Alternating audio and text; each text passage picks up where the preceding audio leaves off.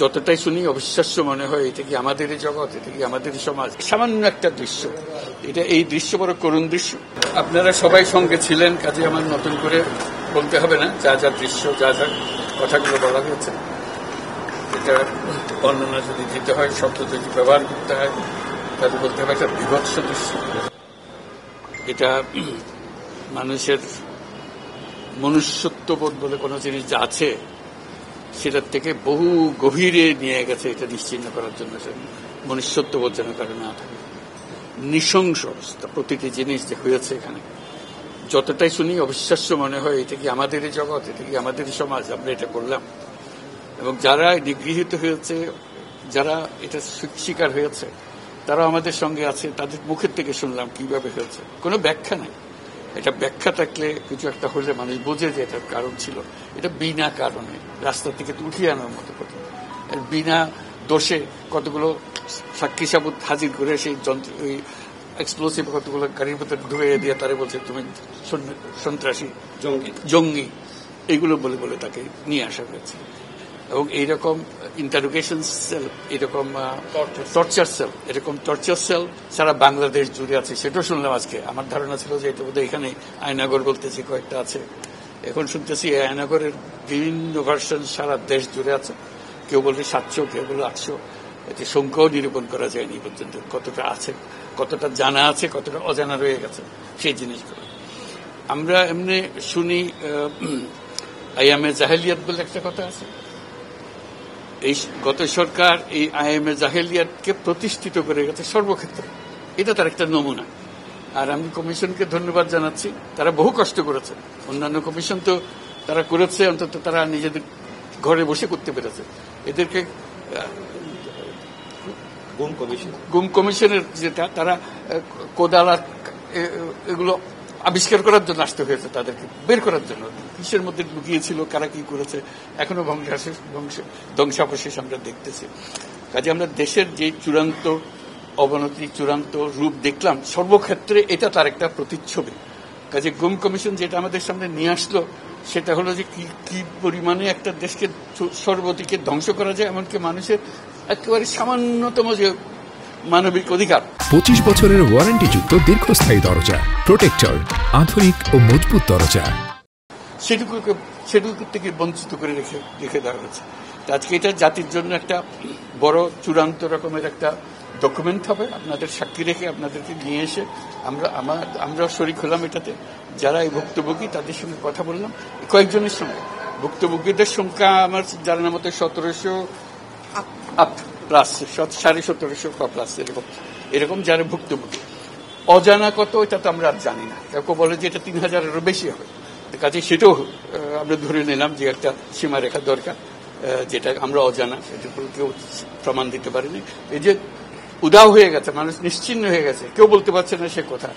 তার মেয়ে আপনাদের সামনেই ছিল আজকে, যে বলছে আমার মাকে কোথায় নিয়ে যাওয়া হয়েছে আজ 9 বছর ধরে। 9 বছর ধরে আমরা আর খোঁজ পাইনি। সে নিজেও ছিল, 11 বছর বয়সে ছিল, সে মায়ের সঙ্গে ছিল, তাকে রেখে মাকে নিয়ে চলে গেছে।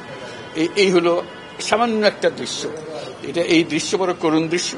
এবং এটার কঠিনতম যে লেসনটা হলো, যারা করেছে তারা আমাদেরই সন্তান, আমাদেরই ভাই, আমাদেরই ঘনিষ্ঠ আত্মীয়, তারাই করেছে। এবং আমরা এই সমাজকে যদি এর থেকে বের করে না আনতে পারি, তাহলে এই সমাজ তো টিকে থাকবে না। যে এইভাবে যদি আমাদের হয়, আমাদের সন্তানরাই যদি এগুলো করে, এবং তারা যদি এইরকম কাজ করতে পারে, যে মানুষের পক্ষে যেটা সম্ভব। একজন বলছিল ওই যে খুপড়ির মধ্যে তাকে রাখা হয়েছে, গ্রামে তো মুরগির খাঁচা এর চাইতে বড় হয়। এরকম অবস্থা, মুরগিও নড়াচড়ার যেরকম জায়গা পায় না, ওরও নড়াচড়ার কোনো জায়গা নেই। ওকে ব্যবস্থা রাখা হয়েছে, মাসের পর মাস, বছরের পর বছর তাকে ব্যবস্থা রাখা হয়েছে। এটা মানুষের সামনে এখন বিচার রইল, কিভাবে আমরা আবার নতুন করে সব সমাজ গড়তে পারি, যাতে করে আমরা এই যে এটা আমাদের সবারই অপরাধ, যেটা হতে দিয়েছি আমরা দেশে। আজকে আমরা মুক্ত হলাম, সে মুক্ত বাংলাদেশে আমরা যেন নতুন করে আবার সমাজ গড়তে পারি, এটার থেকে একেবারে অতি দূরে যেন আমরা চলে যেতে পারি। এটার নমুনা, এটার সাক্ষী, এটার যে ডকুমেন্টেশন গুম কমিশনের রিপোর্টের মধ্যে থাকবে, এবং এটা অবশ্য পাঠ্য হিসেবে সবাইকে পড়তে হবে, এবং তাদের যারা করেছে তাদের বিচার করতে হবে। তা না হলে আমরা নিষ্কৃতি পাবো না এটার থেকে, এই যে কাজগুলো করে গেল তারা। তা না হলে আমরা আবার মুক্তভাবে বলবো কি করে যে আমরা এই দেশের মানুষ, আমরা পরিষ্কার। যারা করেছে তাদের জন্য আমরা কেন মুক্ত হতে যাব? তাদেরকে সে বিচার করবো, জনসাধারণ বলবো যে হ্যাঁ এটা উচিত বিচার হয়েছে, তখন আমরা এটার থেকে মুক্তি পাবো। সেটাই হলো আমাদের আবেদন দেশের সবার কাছে, এই বিচারটা যেন আমরা করে ফেলতে পারি। এইগুলো সব এভিডেন্স যা যা আমরা দেখলাম, এভিডেন্সগুলো সিলগালা করে রাখা হবে যাতে করে কেউ বিনষ্ট করতে না পারে, যখন বিচারের কাছে এটা প্রমাণ হিসেবে ব্যবহার করতে পারে। ক্ষতিপূরণ হিসেবে আমরা দেখি নাই, আমরা দেখছি যে ন্যায় বিচারটা তার জন্য হয় অতি তাড়াতাড়ি হয়, যে বিচার দীর্ঘসূত্রিতায় পড়ে থাকবে সেই জন্য এটা থেকে নিষ্কৃতি পায়। এটা আমাদের ফার্স্ট প্রেফারেন্স। তারপর দেখা যাবে তাদের কি করা যেতে পারে। তার জীবনটা ফিরিয়ে দিতে পারবো না যে জীবনের মাধ্যমে সে গেছে, অন্তত দেখলে মনে সান্ত্বনা হবে। আমি জায়গাটা দেখে এসেছি। ওই মেয়েটা, যে বাচ্চা মেয়ে যে বলতেছেন আমার মাকে আর দেখতে পেলাম না, কোথায় চলে গেল, আজ পর্যন্ত কেউ খবর দিতে পারলো না সে বেঁচে আছে না মরে গেছে, মরে গেলে কোথায় আছে। The whole existence of this government is because of this, that we don't want to stay in that darkness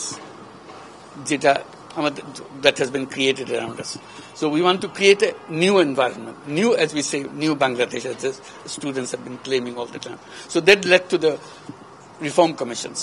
One of them is this disappearance commission, which led us to see this thing. If we didn't have that commission, probably it will be just a storytelling. Nobody will believe, somebody will say yes, somebody will say no.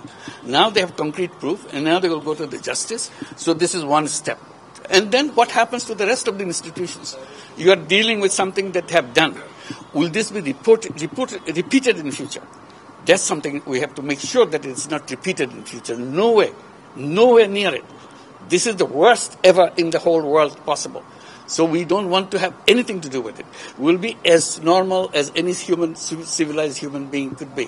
So that's our commitment. That's what the reform commissions are all about.